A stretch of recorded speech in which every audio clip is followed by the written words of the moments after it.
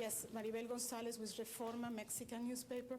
I have three questions. One is, if you... Talk loud enough that you hear it right here. Yes, I wanted to know if there are laws in this country that in some way allowed this kind of secrecy or not. And then I wanted to know if there's a need to change any kind of law.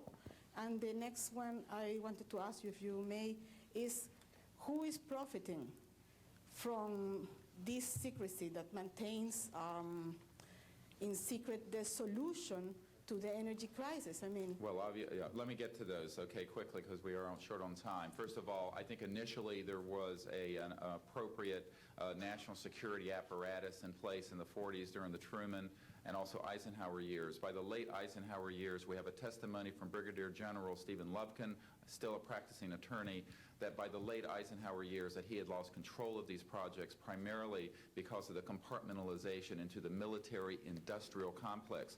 Operative word industrial. There are corporations such as SAIC, Lockheed Martin, Northrop, and others that deal specifically with this issue, with advanced energy and propulsion systems connected to UFOs. And I think that what has happened, from the best we can tell, from insiders that have briefed me for now about 8 years, is that we have lost control of these projects from a constitutional law perspective because the infrastructure within military intelligence and corporate channels is so well funded and so complex and labyrinthine that there are compartments within compartments within compartments, and people who are in the Congress who make inquiries, and in fact President Clinton, when he made inquiries, were simply denied access, as you heard earlier that President Carter was denied access. On your other question, I would say that in terms of profiting from the status quo, big oil.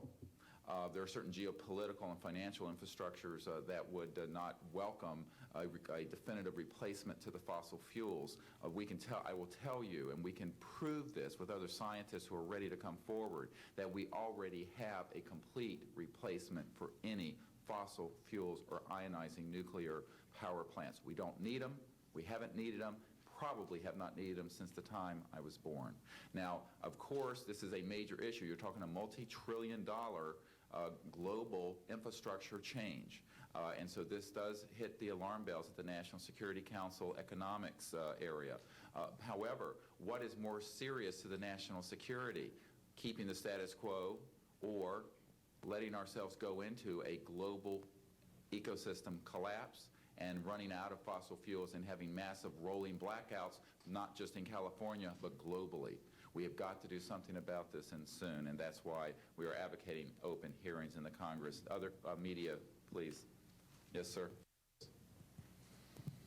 I just want to know if anybody at the UN is looking into this.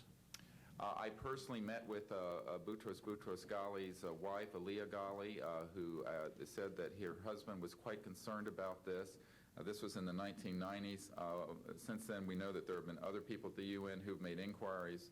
The problem is the UN has no mandate to deal with this. It needs to be given a mandate from